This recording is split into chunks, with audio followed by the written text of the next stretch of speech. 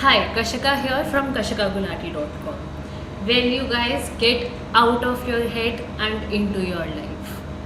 I wonder how many of us really need to hear that. You guessed it right. Today I'm going to talk about overthinking in length. But before I go on diving deep into the topic, there are some questions that I want to ask you all. Do you keep thinking about what to do next? Probably just thinking and planning, but not as much implementation of that. Or while in some difficult situations, you have a lot of conversations with people who are involved in those situations, just that in your head, or that while having real conversations with people, you go with a lot of assumptions from the imaginary conversations you had in your head. Well, that seemed a little too complicated to explain, so I'm very sure it's a very complicated situation to be in, even. So, if you go through any of these scenarios or all of these scenarios, then this video is definitely for you. So if you stay till the end, some of the skills that you learn are being more objective.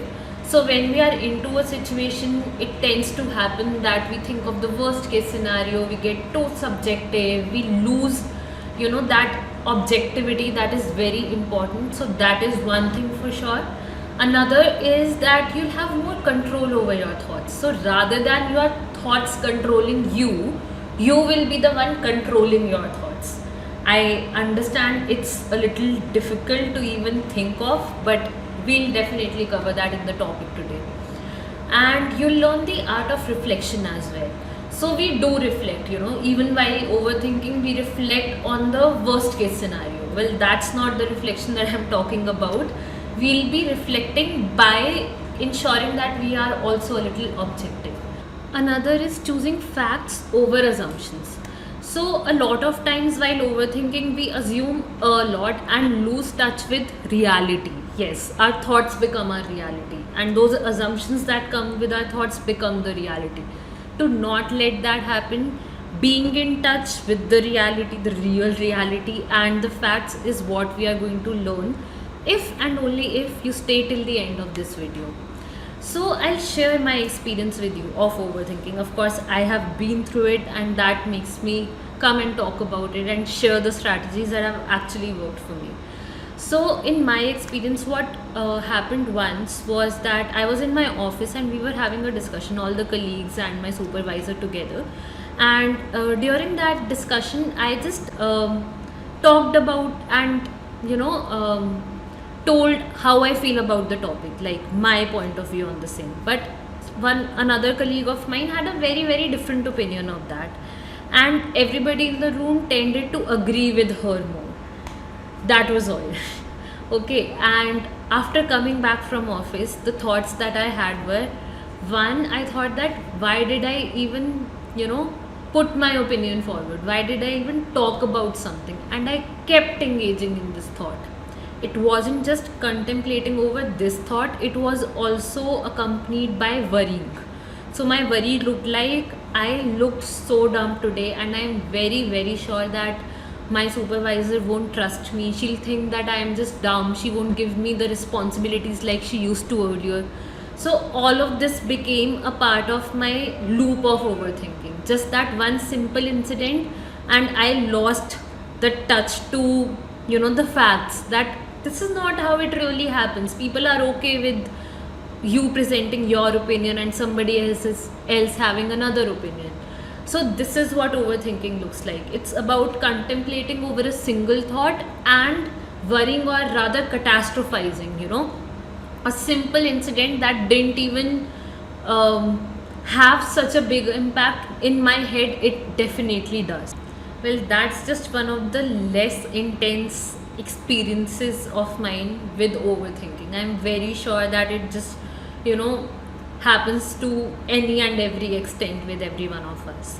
So, to not bother you with it, let's move on to the 4 techniques that vastly helped me in this. So, one is pinch yourself or loudly say stop. Well, you aren't saying stop to yourself, like stop doing whatever it is that you are doing at the moment. You are saying stop to all the thoughts that are making you lose touch with the reality. So, to bring yourself just back to the moment, this is what you need to do. But this is not all, of course. The second and very important step is what could happen versus what will happen. This is where you reason with yourself. Now, how to do that, I'm gonna explain to you in this worksheet that I myself attempted, that has helped me. So I hope you get a really good understanding of it from the example that I share with you. So the first thing that you ask yourself is, what is something that you are worried about? While overthinking, there will be tons of things that come to your mind, like this is like these are the 10 things that I'm worried about. But it's very important to make that problem statement, to really define the problem, just so you can deal with it. So mine looked like, I am worried that my health is only deteriorating and that I'll develop a serious problem. Probably I already have a serious issue. Like, this is what I was worried about. So I wrote it down. So the next question that again you ask yourself is, what are some clues that your worry will not come true? Well, a very, very important question to ask yourself. This is how I answered it. You may go through it and then see how you want to answer it. Then the third question is, if your worry does not come true, what will probably happen instead? So this is like thinking more on the lines of what can actually happen, like what is the alternative. So that's another question that you attempt. Another is, if your worry does come true, how will you handle it? Will you eventually be okay? So let's be prepared. Let's not be unrealistic by saying that, what the worst case scenario, it's, how they say that it's better to be prepared for the worst. So this is what it is. You think of it, you write it down, but the next steps will help you in even being okay with that worry, being okay with that loop of thoughts. You may go through the example, of course. And then after answering all these questions, how has your worry changed? So, of course, very, very important. Even though it might feel like answering this question, that if your worry does come true, how will you handle it? It may seem overwhelming at first, but when you have a plan in place, it's easier for you to go ahead with it. Having a plan makes you feel more ready for it. So, after reasoning with yourself, what you could do next, the third strategy that I'm coming at, is having a worry time. So what you have to do is, you have to really schedule a worry time in your day. And I know that it might sound very weird to start with, because it definitely did to me. So what exactly needs to be done is that you schedule 15 to 20 minutes of your day every day. So for example, today while having any worrisome thoughts, I'm like, today from 7:15 to 7:35, all I'm going to do is worry. But right now I'll just return to my task. I'm very sure that it's easier said than done, of course. But when you are able to hold yourself, that's where you also exercise some control over your thoughts.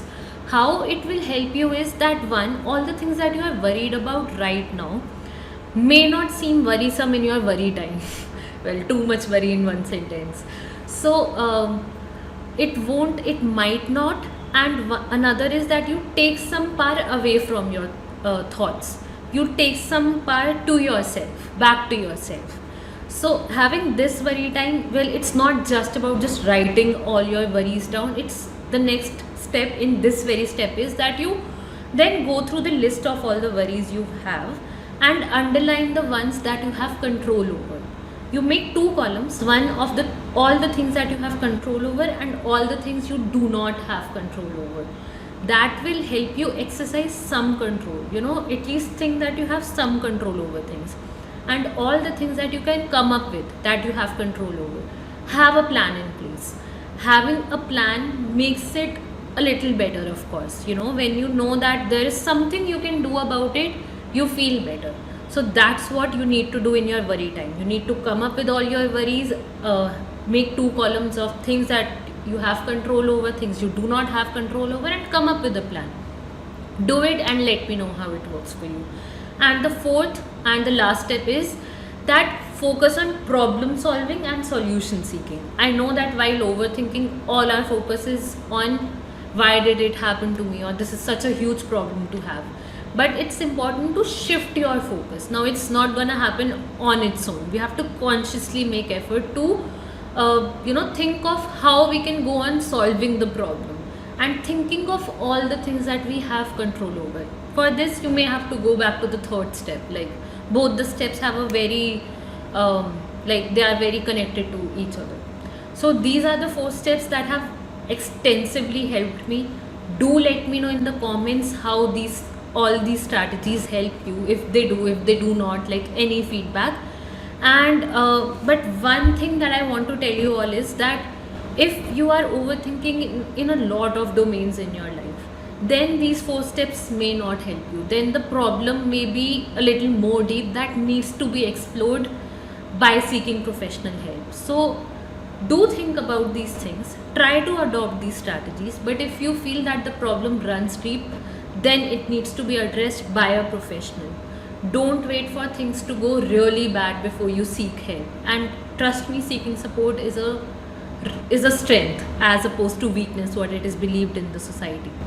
So stay tuned for more videos and let me know about how these strategies work for you. I'll definitely await that. Thank you so much.